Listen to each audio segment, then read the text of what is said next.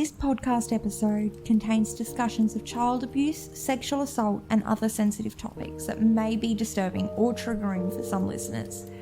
Listener discretion is advised.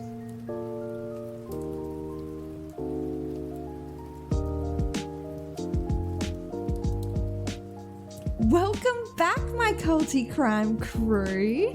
Tonight, we're dimming the lights, drawing the curtains, and venturing into a world where secrets fester and the truth struggles to break free. Grab your favourite beverage, get comfy, and prepare to be chilled to the bone as we uncover the twisted tale of Warren Jeffs and the Fundamentalist Church of Jesus Christ of Latter-day Saints, or the FLDS for short.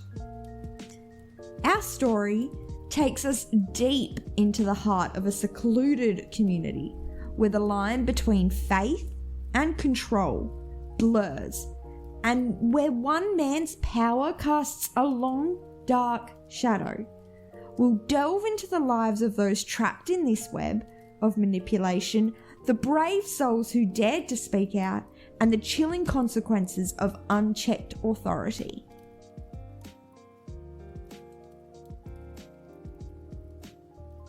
It's a story that will send shivers down your spine and leave you questioning everything you thought you knew about faith, family, and the human capacity for both good and evil.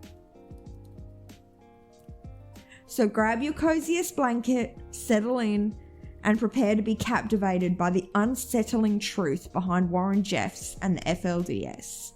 Because, my culty crime crew, sometimes the most terrifying stories are the ones that are hidden in plain sight.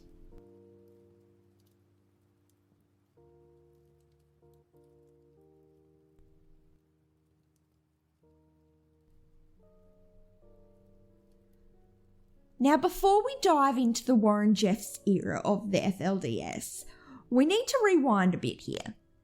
The FLDS church didn't just appear out of thin air.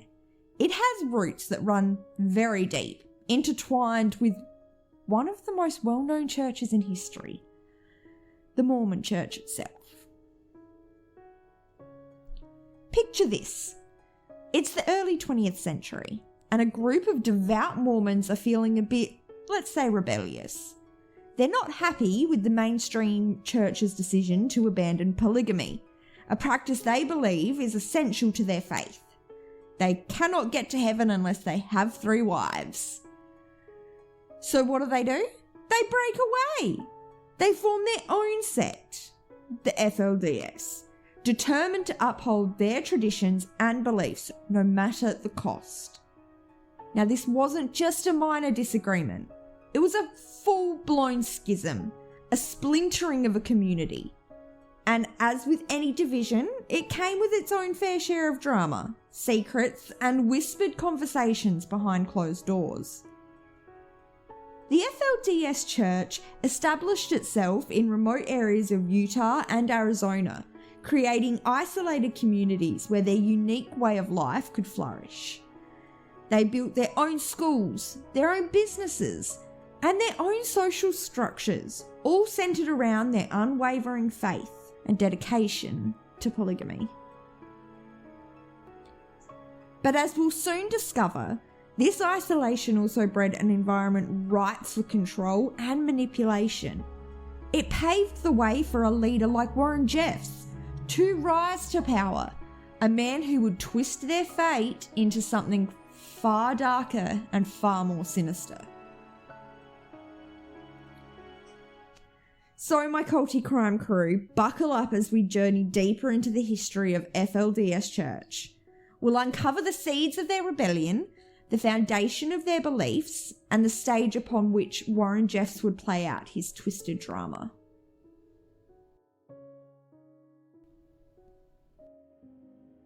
As the FLDS community settled into their secluded havens, a quiet storm was brewing within their leadership. Rulon Jeffs, the revered prophet, was aging, and the question of succession loomed large.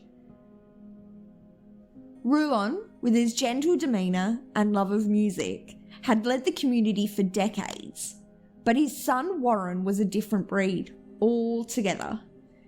He was a man of stark contrasts, charismatic yet controlling, devout yet domineering. Some whispered that he even dictated the colour of dresses the women were allowed to wear, a stark departure from his father's more relaxed approach.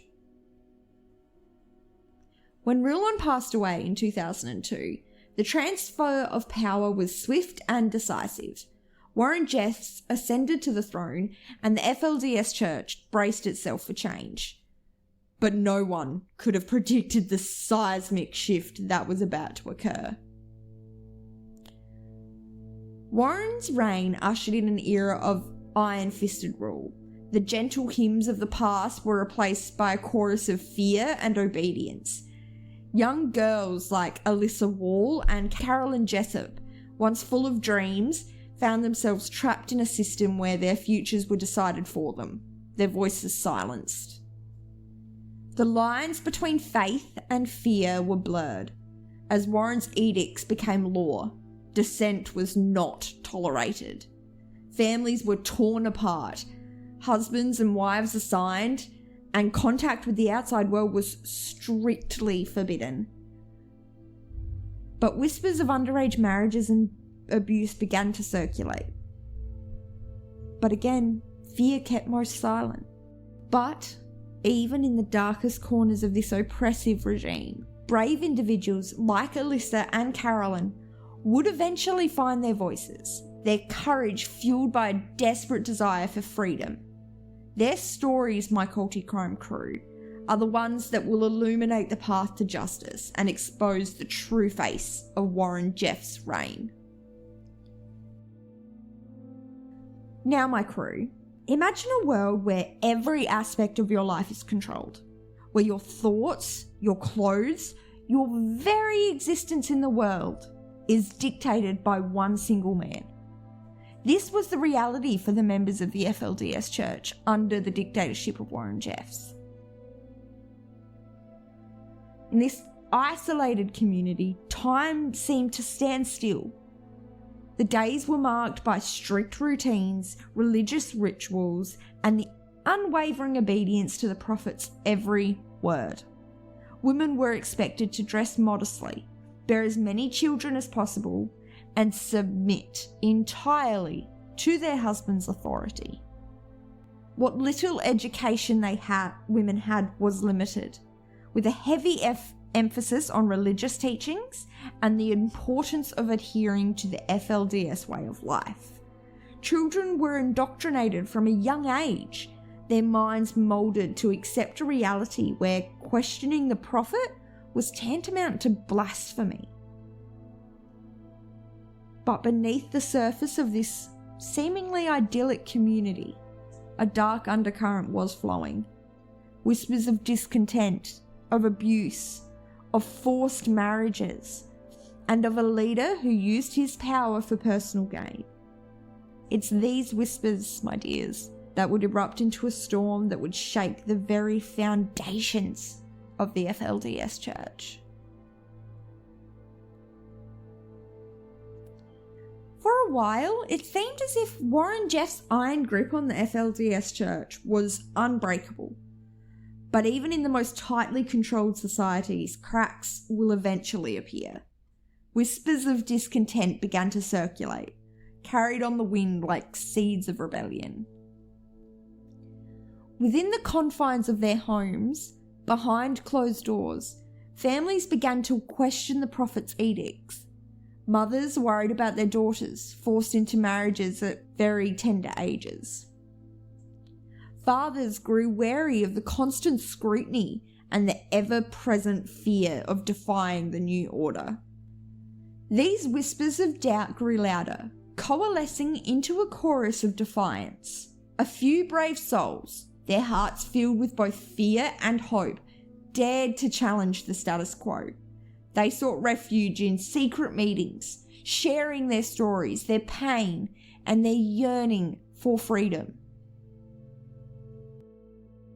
One such voice belonged to Carolyn Jessup, a woman we spoke about earlier. She had endured years of abuse and manipulation at the hands of her husband, a high-ranking member of the FLDS. Carolyn's courage to speak out, to share her harrowing experiences, would prove to be a turning point in the fight against Warren Jeffs. Another key figure in this growing resistance was Alyssa Wall, a young woman forced into marriage at the tender age of 14, and not only that, it was to her first cousin. Her story, a heartbreaking testament to the exploitation of children within the FLDS, would send shockwaves through the nation and the world, and spark a legal battle that would ultimately bring Jeffs to justice. But the path to freedom was fraught with danger. Those who dared to defy the prophet faced ostracism, harassment, and even threats of violence. Yet, their courage was unwavering, their determination fueled by a burning desire to protect their loved ones and expose the truth.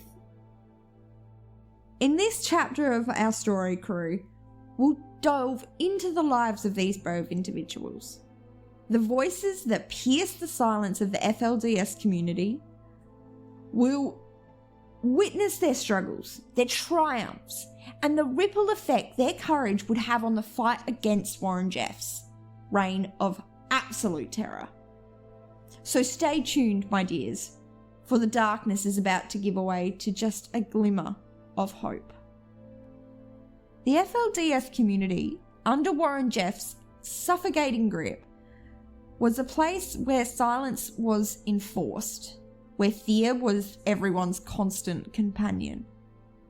But even in the darkest corners, the human spirit yearns for freedom, for truth, for justice. And within the walls of this isolated world, a few courageous souls dared to break the silence. Women like Alyssa Wall and Carolyn Jessup, their lives shattered by forced marriages and abuse, found the strength to escape the clutches of the church. Their journeys were fraught with danger, their every step a gamble against the odds. You can only imagine, crew, the sheer terror of fleeing a community that has been your entire world, of leaving behind your family, your friends, everything you've ever known. Imagine the uncertainty, the fear of the unknown, the constant looking over your shoulder, wondering if the long arm of the FLDS would reach out and grab you by the back of the neck and pull you back into the darkness. But these women, fueled by a mother's love, a survivor's instinct, and an unyielding thirst for truth and justice, pressed on. They sought refuge in the outside world, a world they had been taught to fear and despise. And once they found their voices, they used them to expose the horrors that they had endured. Their testimonies, their bravery, ignited a firestorm. Law enforcement agencies, who had long been wary of the secretive FLDS church, finally had the evidence they needed to take action. The legal battles that followed were long and arduous, but they marked a turning point in the fight against Warren Jeffs and his reign of terror. The world watched as the prophet, once untouchable, was stripped of his power and brought to justice. The voices of the silence had finally been heard, their cries for help echoing through the halls of justice. But the story doesn't end there. The scars of the past run so deep, and the healing process is long. Yet the courage of these women who dared to break free serves as a beacon of hope, a reminder that even in the darkest of times, the human spirit can triumph over adversity. The whispers of dissent that had been circulating within the FLDS community were about to reach a fever pitch. The brave voices of those who had escaped, like Alyssa and Carolyn, were not going unheard. Their harrowing testimonies had caught the attention of law enforcement, who had long suspected that something sinister was happening behind the closed doors of FLDS compounds. Investigators faced a daunting task. The FLDS was a tight-knit community, fiercely loyal to their prophet and deeply suspicious of outsiders. But the whistleblower's accounts were too compelling to ignore. They painted a picture of a society where children were exploited, women were oppressed, and the law was bent to the will of one single man. The investigation was a slow and meticulous process, requiring patience, persistence, and the cooperation of those who had escaped the church's grasp. Alyssa Wall in particular played a pivotal role. Her testimony about being forced into marriage at the age of 14 to her first cousin, no less, became a cornerstone of the case against Warren Jeffs. But Jeffs, ever the elusive manipulator, had caught wind of the investigation and fled, becoming a fugitive from justice. The manhunt was on, and the FBI placed him on their 10 most wanted list. It was a game of cat and mouse, with Jeffs always one step ahead of the authorities. But even the most cunning fugitive can't hide forever. In a bizarre twist of fate, Jeffs was finally apprehended during a routine traffic stop. He was found in the backseat of a car with his brother and his wife, one of his many wives, munching on a salad. His disguise and freedom crumbling away like a stale cracker. Jeffs was initially convicted in Utah as an accomplice to rape based on Alyssa Wall's case and sentenced to prison there. But while incarcerated, the legal battles were far from over. Investigators in Texas, armed with new evidence and testimonies, continued to build their case against him. The disturbing diaries and recordings that had been uncovered on one of Jeff's properties, coupled with the accounts of other brave survivors, revealed a horrifying pattern of sexual abuse involving underage girls. From there, Jeffs was extradited back to Texas to face these new charges. The trial that followed was a media sensation, with the whole world watching as the secrets of the FLDS were laid bare for all to see. And in the end, justice was served. Warren Jeffs was convicted on multiple counts of sexual assault of a child and sentenced to life in prison. His reign of terror finally brought to an end. The downfall of Warren Jeffs was a victory for the countless victims who had suffered under his rule. It was a testament to the power of speaking out, of refusing to be silenced, and of fighting what is right, even when the odds seem insurmountable. With Warren Jeffs behind bars, you might think, the story ends there, my culty crime crew. But the echoes of his reign of terror continued to reverberate through the halls of the FLDS community. From his prison cell, Jeffs attempted to maintain his grip on power, issuing edicts and directives through smuggled letters and phone calls. He continued to preach his twisted doctrine, urging his followers to remain faithful and obedient even in his absence.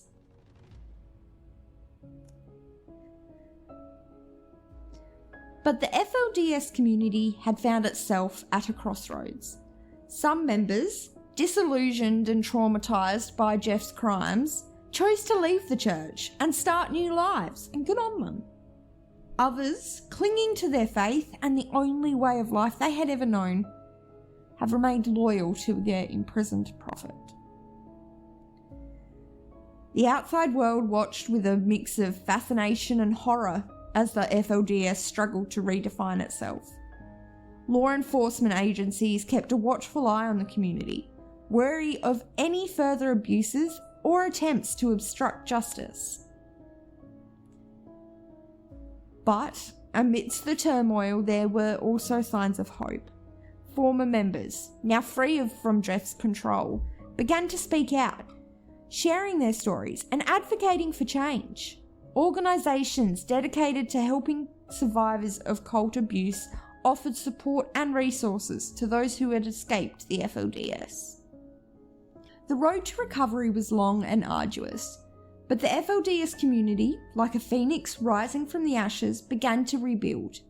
They forged new paths, embraced new traditions, and sought to create a future free from the shadows of the past. The story of Warren Jeffs and the FLDS is a stark reminder of the dangers of unchecked power and the importance of vigilance in protecting the vulnerable within society. But it's also a testament to the resilience of the human spirit, the power of truth, and the unwavering pursuit of justice.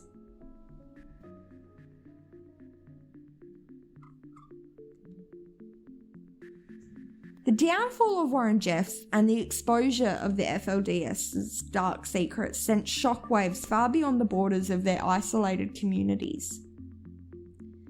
The case sparked national outrage in the United States. It fueled debates about religious freedom and child protection.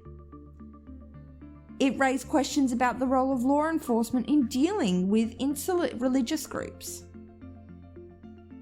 Legal scholars and child welfare advocates analysed the complexities of prosecuting crimes within a closed religious community, while religious leaders grappled with the implications of unchecked authority and the potential for abuse within their own institutions. Now, my culty crime crew, I do want to make this really, really clear. This isn't about judging or condemning any particular faith. It's about recognising that within any sort of belief system, there is always that potential for power to be misused and for people to be harmed by that. The FLDS case simply brings these issues into a very sharp focus, forcing us to confront the complexities of religious freedom and the responsibility to protect the vulnerable. The case shone a spotlight on the often hidden world of polygamy, particularly the FLDS's version, with its underage brides, forced marriages, and the absolute control Jeffs wielded over who married who. It sparked a national conversation about the rights of women and children within these communities, and the potential for abuse when power dynamics are so skewed. It sparked crucial conversations about the balance between respecting religious practices and ensuring the safety and well-being of all individuals, especially children. It led to important changes in US legislation, strengthening laws against child marriage and abuse, and increasing oversight of religious organisations. The FLDS case serves as a stark reminder that we must always be vigilant, questioning authority and advocating for those who may not have their own voice.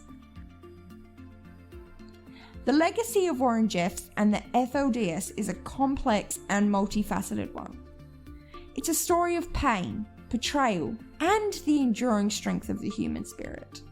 It's a reminder that even in the face of overwhelming odds, the pursuit of truth and of justice can prevail. But it is also a cautionary tale about the dangers of blind faith, the importance of critical thinking, and the need to protect those who are most vulnerable in our communities.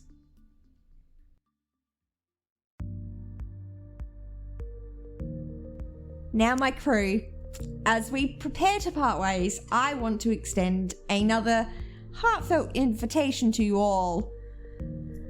If there is a crime or cult story that you're curious about, that you think needs to be told, please email me at cozy.cults.crimes@gmail.com. That's cozy.cults.crimes@gmail.com. Or you can message me on Instagram at same thing, same spelling, cozy.cults.crimes. Your interests and insights help me shape these episodes, and I hope together we can continue to uncover the mysteries that lie hidden in the shadows. Your interests and insights help me shape these episodes, and together I hope we can continue to uncover the mysteries that lie hidden in the shadows. And also, I do just want to say, if today's episode has touched you, stirred something up, please take a moment for yourselves practice a little bit of self-care, reach out to a friend, or just enjoy a warm cup of tea wrapped in your dressing gown. That's my favourite way. Honestly though, if you or someone you know needs support, please don't hesitate to reach out to Lifeline Australia. You can call them at 13 11 14 or text them even at 0477 13 1114.